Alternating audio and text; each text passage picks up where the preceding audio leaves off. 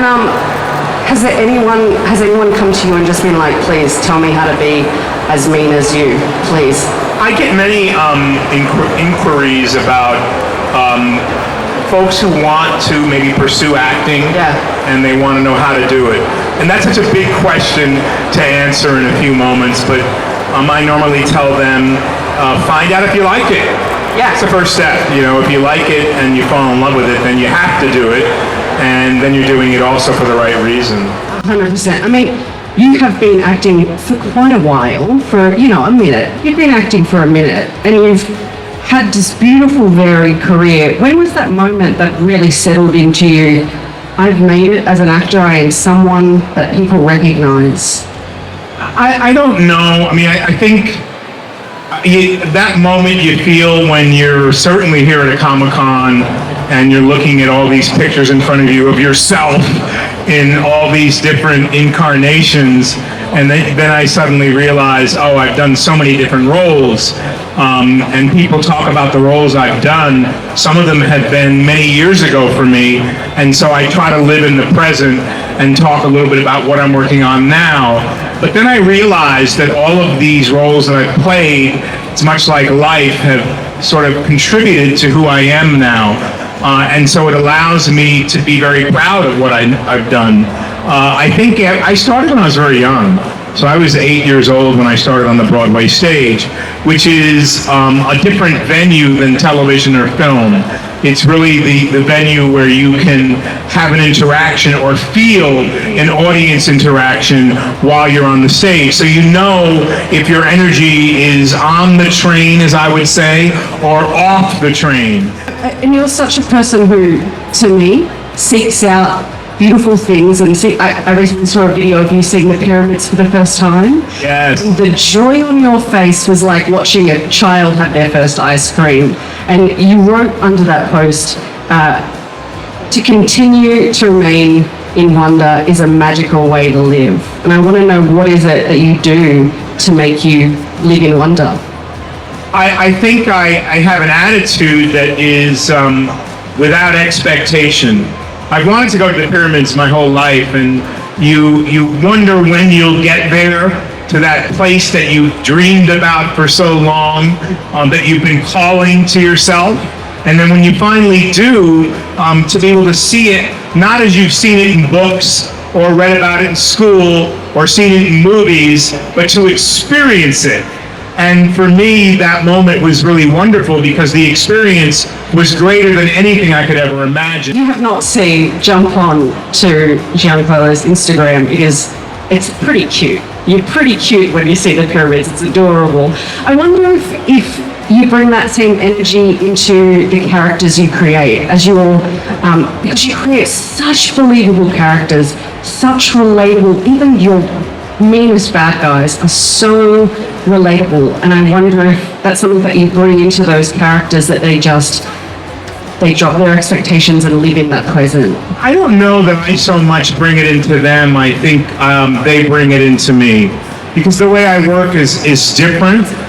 With every project I have, I certainly have a building block of how I take in the material, but I start by reading a script or a character within that script over and over again before I ever put a voice to it, because I want to be inspired by what the writer has written, because I come from theater, and in theater the playwright's word is everything.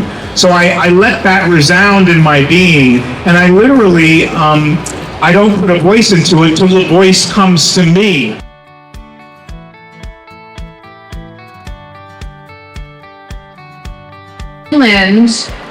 And that's where we saw the emus and the kangaroos, and then along the Great Ocean Road is where we just started seeing koalas everywhere. Wow. That was phenomenal. I've never seen a wild one. What are koalas doing out there? Like, what? How? You understand? You live here. You understand. They're just teddy bears in trees. Like, how is nothing? Yeah. Not that I want it anyways, but how is nothing in the wild being like, they cannot defend themselves? Anyway. So how's it? You were at Adelaide Con, that's right, and now you're here with us. How's it been meeting all your incredible Australian fans? Wonderful. We actually also, the show ended or no, we started filming the show 15 years ago, and so we found out that we're doing Hall H, which is the biggest hall at San Diego Comic-Con, as a bit of a celebration and reunion this July. So that's kind of exciting that there's still so much enthusiasm for Grimme 15 years after we started filming, and everybody's been lovely. Yeah, Australians are just the friendliest. Yeah. They're the best. Don't let that friendliness fool you, though. They're not suckers. I see that fire in your eyes. Okay. Yeah, it's really fantastic. Have you had any interesting or quirky interactions with your fans? I mean, honestly, I haven't had any straightforward interactions with my fans, nor would I want them. This is like the greatest group in the world. I'm loving some of the Fuchs style face paint out there. I don't know if there's anybody here, but no, the quirkier the better, you know? I love that. And what about gifts? Has anyone given you a gift that has really stood out to you? Got some caramellos, the koala, and the Amazing. yes. Delish. No Tim Tams yet. Which the last time I was here, I got so many Tim Tams, I would have had to get an entire suitcase. So where are the Tim Tams, guys?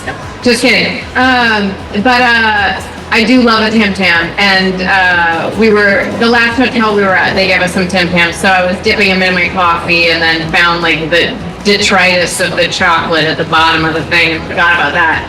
Like, ew, what am I? Oh, okay, it's Tim Tam.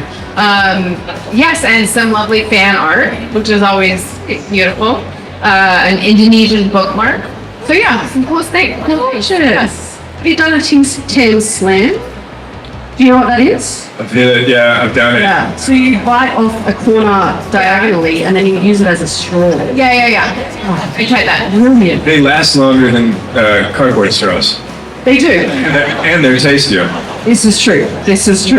Now, I wanted to talk about, of course, Grimme. That's what we're here to talk about. Now, you stepped in 15 years ago. You stepped into a world that was this odd space between kind of known, because it's based on the Grimme brothers, of course, but also an unknown.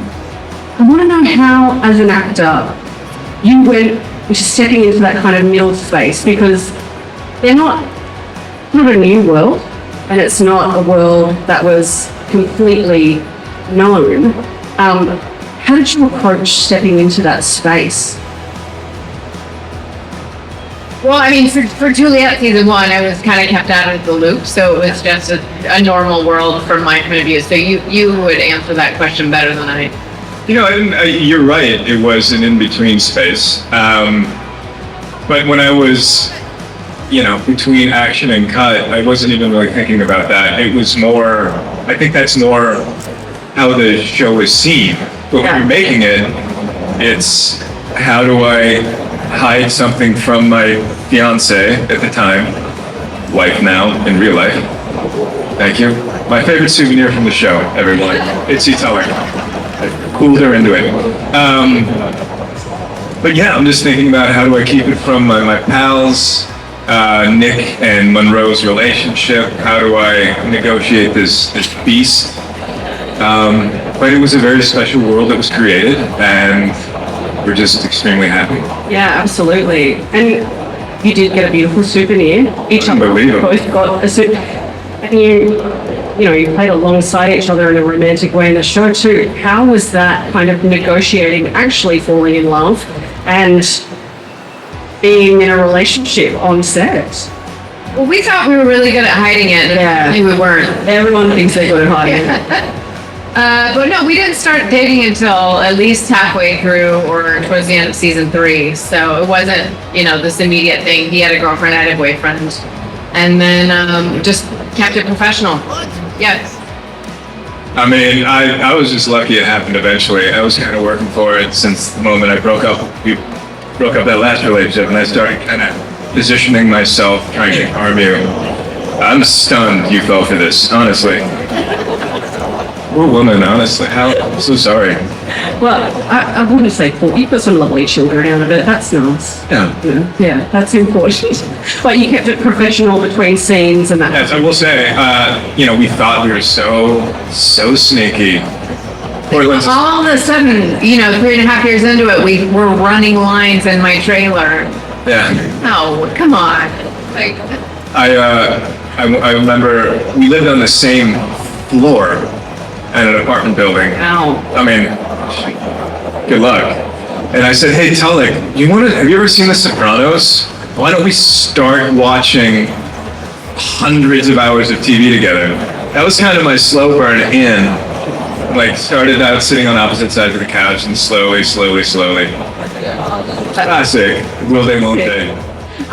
Now, I want to talk about the kind of huge fandom that is, like I said, 15 years later, it's still massive, it's still growing with, streaming and being so accessible. How have you seen that fandom grow and change over the years? Well, I do a lot of Comic-Cons because of Superman and Lois as well. And I realized about maybe 2 years ago, I said to David, because he hadn't been doing them for a while, but Tyler and I do a lot of them together. And I said, it's weird. All of a sudden I'm signing a ton of Grimme stuff. And I'd always signed a bit of Grimme, things. And then it just was really kicking up and I couldn't figure out why. And then, Superman and Lois, we aired on the CW, we streamed on HBO Max, and we were filming the series finale, and so a bunch of the CW executives were up in Vancouver to watch filming the finale, and one of them said, we're streaming Grimme on the CW app, and it skyrocketed to #1. It's our #1 streamer, and so I went home and I'm like, that's why. My name's Piper. I was wondering what it was like for you, David, to direct on Grimme versus Superman and Lois, and for you, Betsy, what it was like to be directed by you on both. Hi, Piper. Good to see you again. Could everybody hear that question? So, great question. On Grimme, I had been the star of the show for already 100 episodes by the time I was able to direct. And so, though I thought I did a good job, the cast and crew, I think, they were grading me on a curve. Let's just put it that way. And, they're like, oh, make him feel good, yay. He's the lead, we have to make him feel good. Great job. Yeah. Thank you, I mean, that was a resounding. It's a question off the back there, go ahead. Hi, I'm Talia. I'm a massive fan of the group. I love you both. You guys rock. My question is what is your favorite monster of the group and why? David Sully. I'm a big fan of the ice beavers because they're just adorable, and I felt like it was really important. And one of the reasons Grimme worked so well is that yes, you had the spooky and the scary and all that, but you also had the comedic elements. Yeah. You haven't noticed this about Bitsy Tulloch. If it's a cute, round animal, it's, there's no secret here. Who did I like? Okay. There was, normally the creatures on our show were CGI, so I'd just be working with an actor, and I wouldn't see what they morphed into. It would just be some guy or person with dots on their face. In post, they turned it into a monster.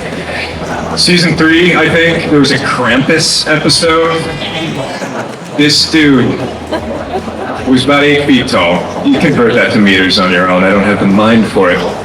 And he was in full garb. And he was a great actor, and he was kind of like effing with me because he was like method. Be like, hello? I'm like, what is this guy? He freaked me out so much. I loved him. And he might be my favorite sort of one-off character. Also, there's another character. In a world that had all of these monsters showing up on the show every single episode, who could just kill. One episode we just had a blobfish. It's just a guy who turned into the face of a blobfish. Why? I don't know. What happened in the episode? I'm not sure. Did he fight? No. This is the blobfish. So I think I like that. I love that. You don't wear hats. I mean, also you have to have so much endurance. You're running so much. It's it's crazy. And there was only I think like one injury. One person limped off, which is so crazy. Whenever I think about other sports and where there's not that much contact and they barely get nicked and they're like milking it. I'm like Talking about soccer? yes. Yeah. Well, I mean, and I was just thinking like with with this, it's like they're getting clobbered and just getting up. Yeah. I think that in their head they're saying, don't cry, don't cry, don't cry. That's what I would just cry though. I would get hit and cry. It's important. It's okay to cry. Oh, well, I cry every day. That's not even a joke. I do cry every day. But I'm glad. That's very healthy. Yeah, it's there's a saying that goes, if you laugh every day and you cry every day, let your emotions be moved to tears. That's the thing. Oh. Full day. That's so nice. Has a fan ever moved you to tears with either something funny or something sad, something beautiful? Yes. I mean, probably every convention. There was in Adelaide, somebody brought me these pins, and they had these quotes on it from Gundam to Naken. Does anyone here play Danganronpa? Okay. I stream the games, and they gave me 3 pins with with quotes on them, and it had Gundam Tanaka on there. And one of them was what was it? Something about disliking soda. Another one was like, I don't like hermit crabs, or I can't even remember the exact quotes. But when I saw them, I said it looked familiar, and I said, are these from my stream? Are these things I said on my stream, which were years ago? They're still on YouTube. But the fact that she nodded her head yes, and I don't know, I was just so floored that somebody cared to even watch me in their spare time, and then on top of that, made something for me that was such a niche thing that I don't know, I kind of like paused for a second, and no, I'm kind of emotional talking about it now. Those things just always humble me. If I'm animated, it sounds aggressive, so I'm constantly just always softening my voice. There's never a time where I'm not going half volume. Because if I talk the way I want, it's loud. I'm just loud. I was always the person where I would get pointed out in school for being like talking in class. I'm like, everyone else is talking the same way, and she would go, or the teacher would just go, well, your voice carries. So I was like, well, that's not my fault. I was born this way. Yeah, and one day I'm going to be very well known for it. Oh, no. I never even thought about this at all, like growing up. I was just always very much, I just wanted to, I don't know, if an opportunity arose itself, I just always pursue it. And whenever this happened, I was like, oh, I'm not going to be locked into a path. It's very much, I kind of view my entire life as playing like a video game character, where I'm just like walking in, there's side quests and different career paths and things like that, to where it's like, why not try this? Why not try this thing? So how was it that you ended up if you never pursued it, how was it that you ended up in voiceover? My first job in Hollywood was I was working at USA Network in television development. So I was on the phone each day, so I would have a nice phone voice assistant's glorified secretary. So I'd answer the phones in Michael Slucci's office, Lindsay Sloan's office, and people would be like, wow, you have such a great voice, you should do voiceover. And I was like, I heard that every day. Yeah. I was like, I should. And I tried it, and it took a long time. I was not good at it. I was very much a level 1 actor.